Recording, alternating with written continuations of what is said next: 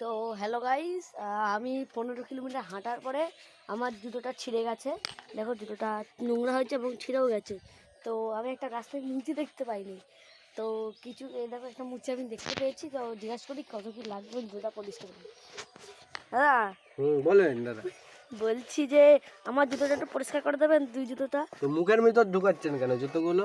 না জুতো পরিষ্কার করে দেবো। এনে করে দিন। নিটার করে রাখবো নাকি পাটা? ক টাকা লাগবে? টাকা লাগবে আমার কাছে তো অনলি ফর 10 টাকাতে অনলি আছে। ফর 10 টাকা মানে আমি বুঝি না আপনি ভাই। কি যে গাড়ি ধরবেন পাইপ দিয়ে ধরবেন নাকি জুতো আজকাল? হ্যাঁ আপনার তো বিশাল ট্যালেন্ট দাদা। হ্যাঁ দাদা আর বলতে আমারটা পারেন। একটু করে দেন, 30 টাকা দেবো।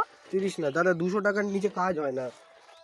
200 টাকা? আপনি এখানে এটা কি মানে কি বলবো, এটা কি কোনো হাইফাই মুচির দোকান নাকি? হ্যাঁ এটা হাই ফাই বলতে পারেন। এখানে দাদা রাজুদা এসেছিল জানেন, এখানে দাদা রাজুদার জুতো পরিষ্কার করেছি।